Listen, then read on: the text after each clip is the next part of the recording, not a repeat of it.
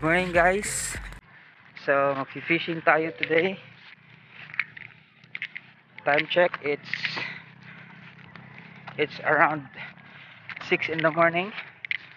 So ang spot na pupuntahan natin is Ilog. So dito ako ngayon naglalakad sa gitna ng palaisdaan. So ang gagamitin natin ngayon is Casking, Brutus Freshwater 2000 series at yung bago nating bili na Sangguniang telescopic fishing rod.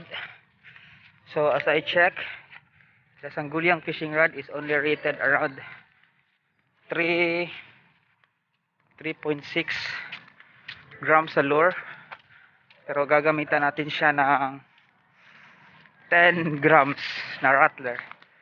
So eto na. So please watch my video, subscribe, please do subscribe to help the channel grow. As you can see guys, dito tayo sa labas ng fish pan na hagis.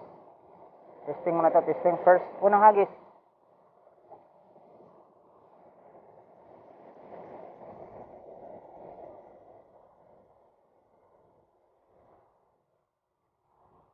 Uy, muntik na.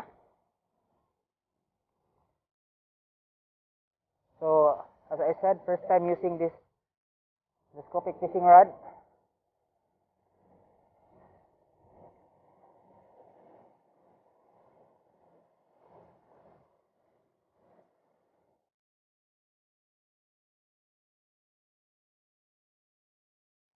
Shout out na din dyan sa mga Facebook group natin. Angler Philippines, Philippine Anglers Group. Solo flight lang tayo ngayon kasi yung mga tropa natin tulog pa. Di pa nag-o-online.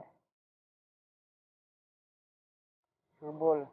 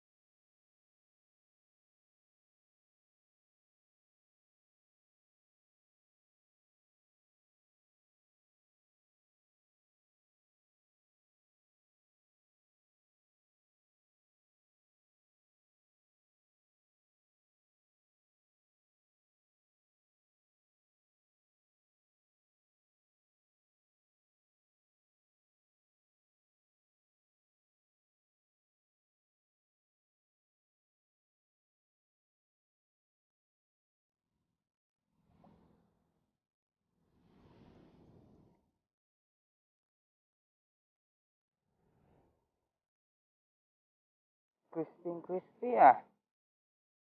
Malutong na malutong.